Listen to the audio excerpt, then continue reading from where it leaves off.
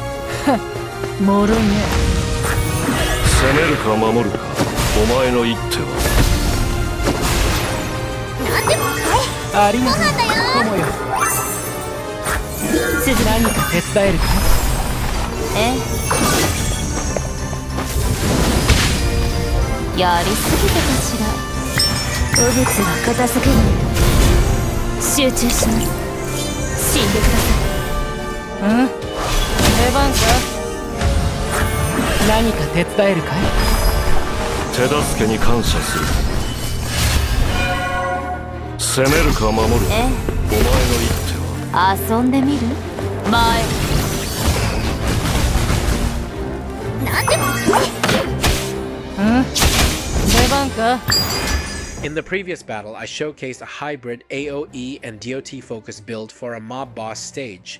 Luvata played a key role in clearing out the mobs using Meteor Flame, while also helping to decimate the boss alongside Convallaria using a setup that leaned heavily into damage over time.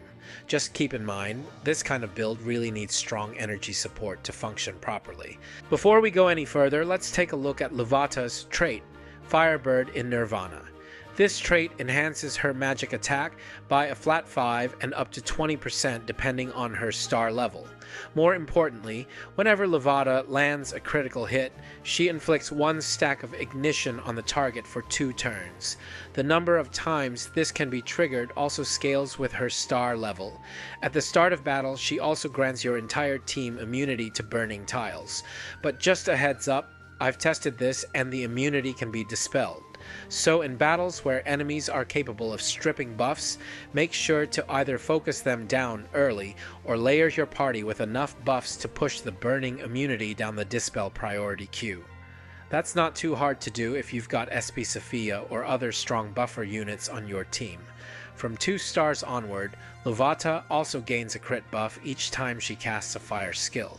This can even be triggered via assisting attacks, making Sophia's Joint Strike or her ultimate an excellent synergy pick for Luvata.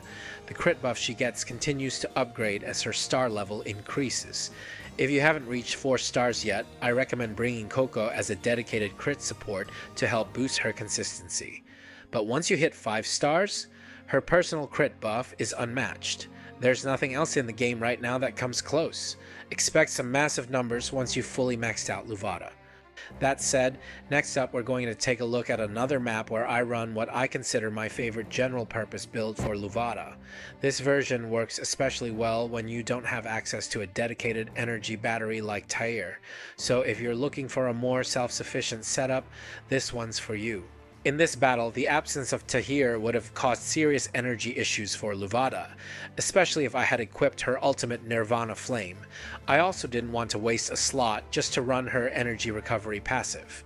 So instead, I swapped out Nirvana Flame and brought back her initial skill, Searing Gaze. Searing Gaze not only gives her the meditation buff to help with energy sustain, but it also deals decent damage and can be used to trigger chain reactions or even double the output of her Meteor Flame in the right setup. It's a great option when you're aiming for consistent uptime without relying on a battery. 私の相手を務めるには早すぎたね。はあ、楽勝楽勝。それで私にどうして手加減して欲しかった？うん、出番か？面白い戦術だね。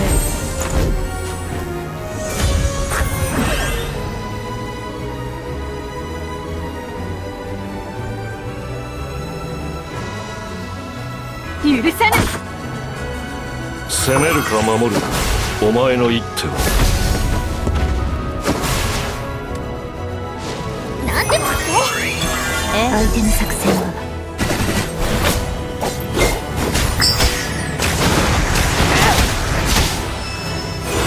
今度お礼させてね。遊んでみる？やりすぎたかしら。奴らに目に物を見せてやるよ。一撃で決める。どきな。それで私にどうしてほしい？許さない。出番か？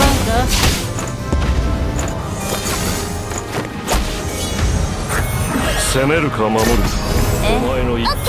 相手の作戦は遊んでみる？チリそれで次の獲物はドイツだ。Finally, I want to share what I'd consider a very niche build for Luvata, one that I used against a twin boss setup, fully focused on DOT damage. This setup relies on having another unit set fire tiles on the opposite side of the map, allowing Luvata to use Phoenix Transformation to teleport across the battlefield and apply pressure from the other end. For this run, I replaced her Leaping Flames passive with Fiery Determination, since I saw an opportunity to push her damage output even further with that boost. However, if you're in a situation where energy support is limited, it's definitely worth considering swapping Fiery Determination for either her energy recovery passive or bringing Searing Gaze back into the mix.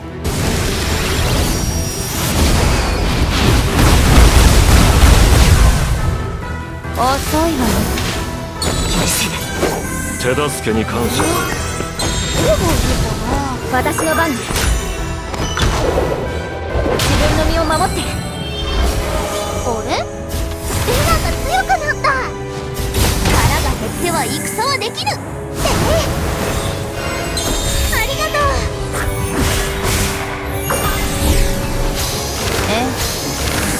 攻めるか守るか、お前の一手。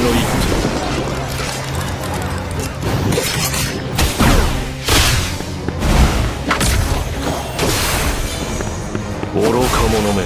相手の作戦は遊んでみる？前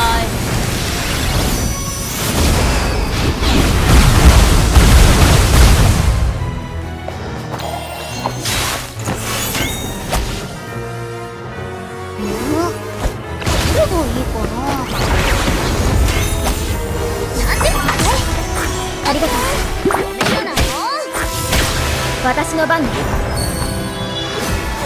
ありがとう。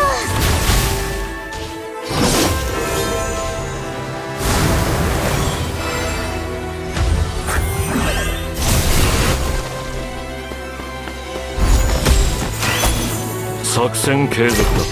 愚か者め。もう怒ったぞ。相手の作戦は手助けに感謝する。前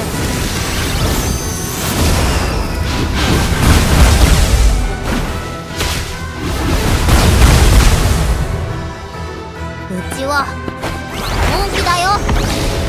今助けるよ。私の番です。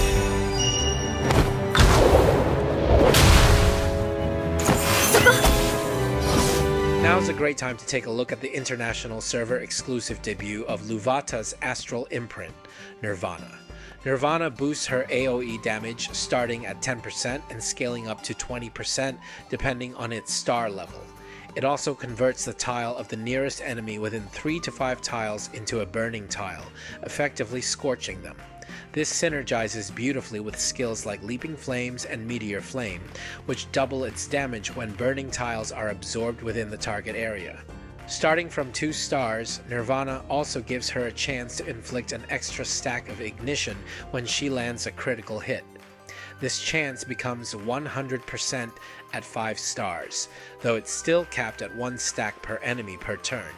Now, I've seen some complaints floating around saying Nirvana looks a little underwhelming, but after testing a 5-star Luvata across various battles, I've narrowed it down to 2 main reasons why this is hands down her best in-slot weapon.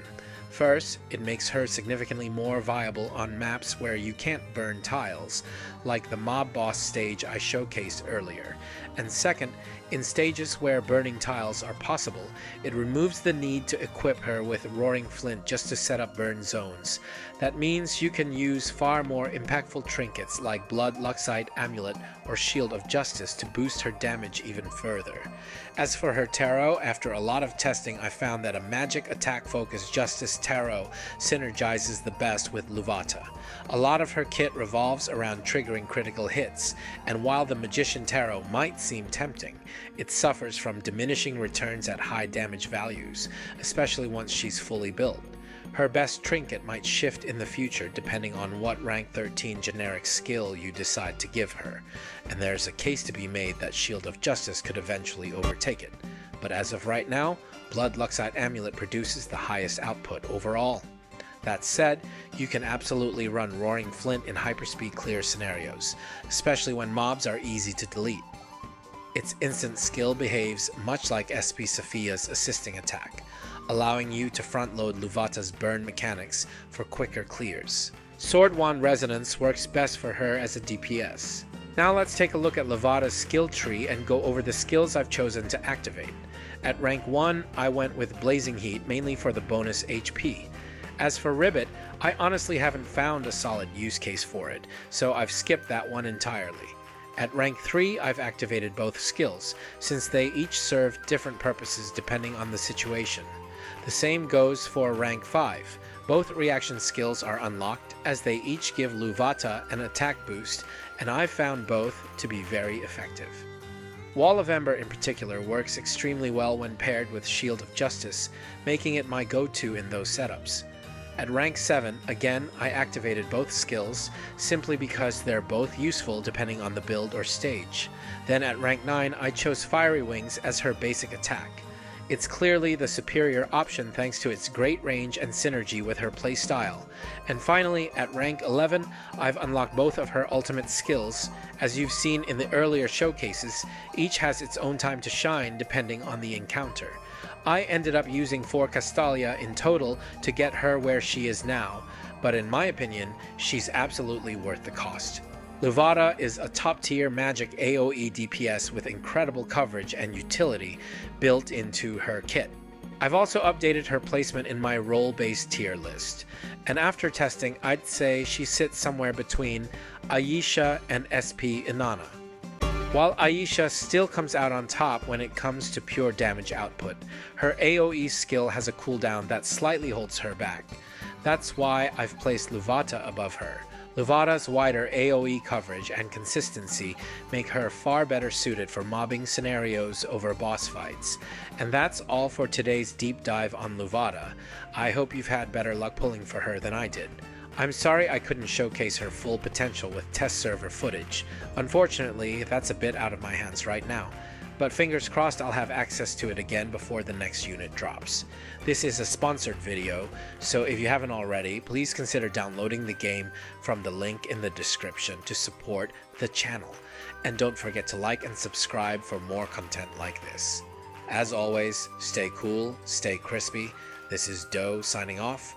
See you in the next video.